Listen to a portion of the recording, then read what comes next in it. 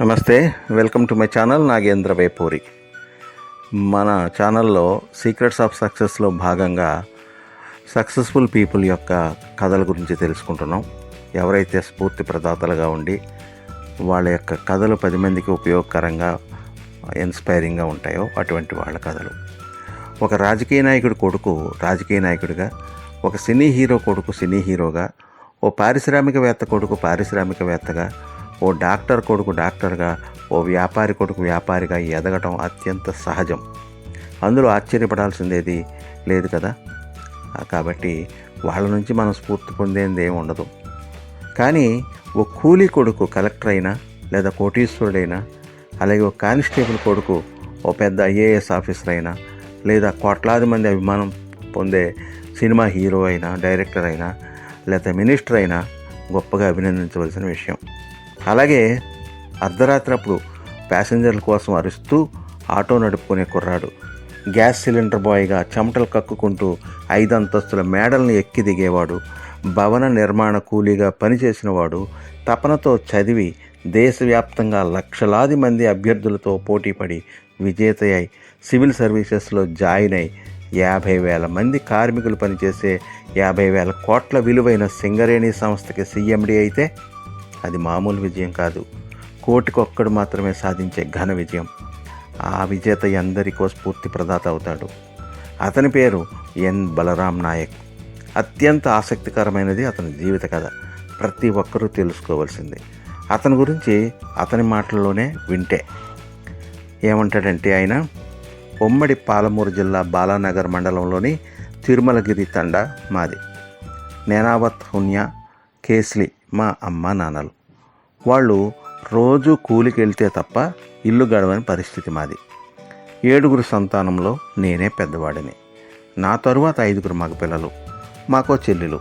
ఇంటిల్లిపాది కలిసి ఓ చోట నిల్చోడానికి కూడా స్థలం లేని ఓ చిన్న గుడిసె మాది. నేను 3వ తరగతిలో ఉన్నప్పుడు మా ప్రాంతంలో తీవ్ర కరువు రావడంతో అమ్మా నాన్నలు చిన్న తమ్ముడిని చెల్లెల్ని తీసుకుని హైదరాబాద్కి వెళ్ళిపోయారు.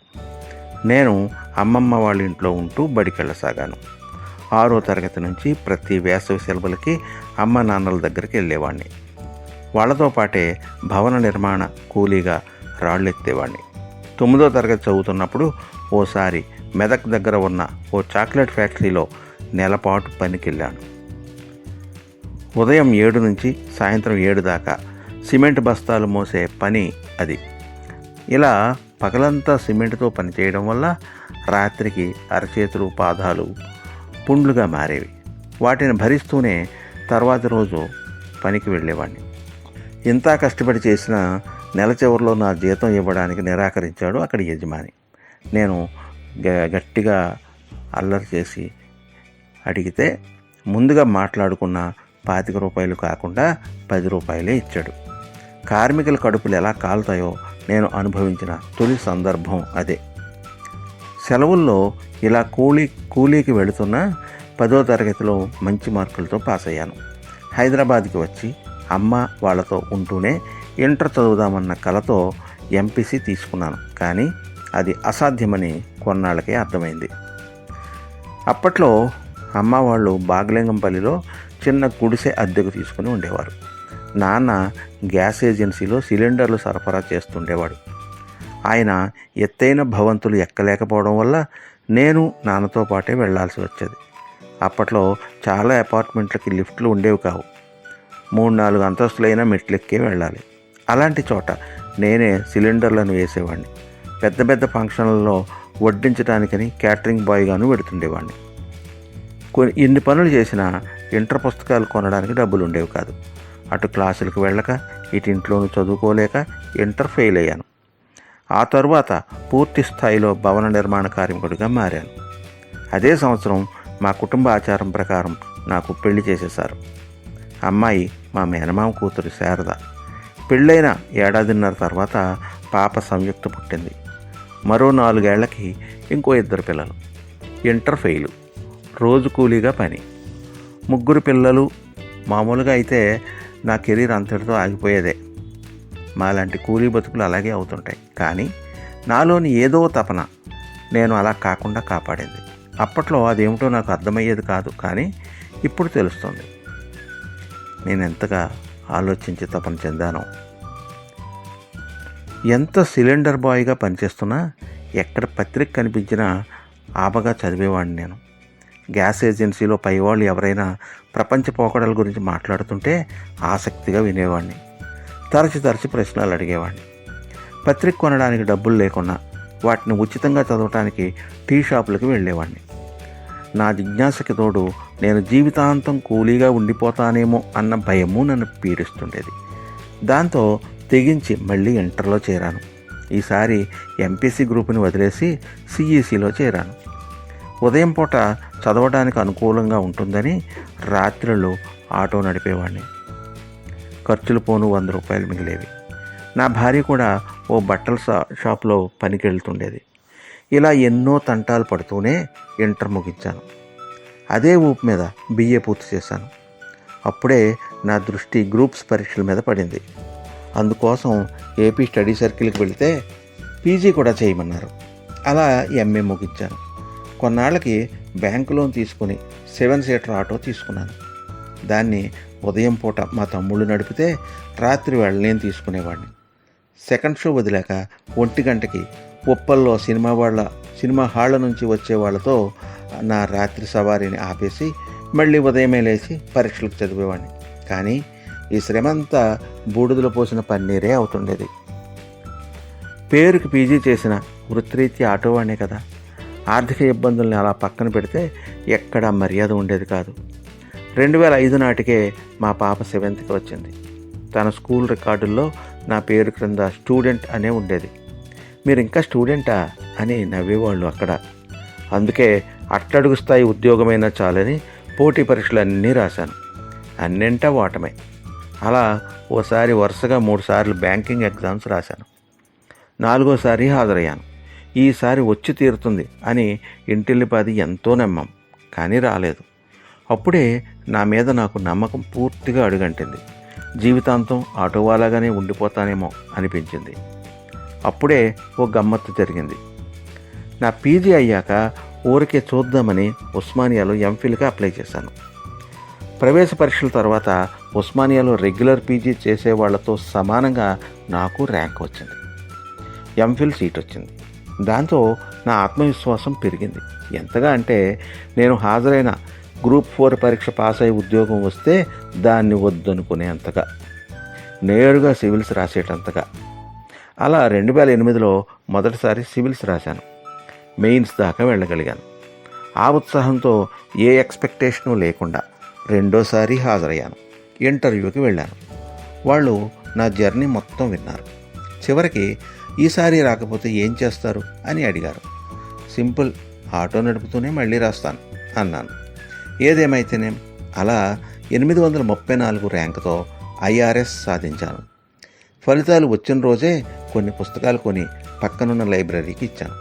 ఆ రోజు నుంచి ఇప్పటిదాకా పేద పిల్లలు చదివే స్టడీ సర్కిళ్ళు, లైబ్రరీలకు పుస్తకాలను ఇస్తూనే ఉన్నాను. ముంబై ఇన్కమ్ ట్యాక్స్ శాఖలో ఆఫీసర్గా వెళ్ళాను నేను. 10 ఏళ్లలో కస్టమ్స్ శాఖలో డెప్యూటీ కమిషనర్ హోదాని అందుకున్నాను. డెప్యుటేషన్ మీద సింగరేణి సంస్థకు డైరెక్టర్ ఫైనాన్స్గా వచ్చాను. ఇక్కడికి వచ్చాక తొలిసారి అమ్మా నాన్నలు కొత్తగూడెంలో నాకు కేటాయించిన క్వార్టర్స్కి వచ్చారు. ఒరే, దొరల బంగళాలో ఉన్నావేంట్రా అని వాళ్ళు ఆశ్చర్యపోతుంటే నాకు ఆనందంతో కన్నీళ్ళు ఆగలేదు. నిజం, మా ఊళ్ళో ప్రభుత్వ ఉద్యోగుల్ని దొరల్లాగా చూసేవారు. స్వర్గం నుంచి దిగొచ్చిన వాళ్ళ అన్నట్లే భావించేవారు. తమతో పాటు కూలీ పనులకు వచ్చిన కొడుకు ఆ స్థాయి ఆఫీసర్ అయ్యాడని ఆ అమాయక తల్లిదండ్రులు సంబరపడిపోతుంటే చూస్తూ ఉండిపోయాను. నేను ఇక్కడికి అంటే సింగరేణి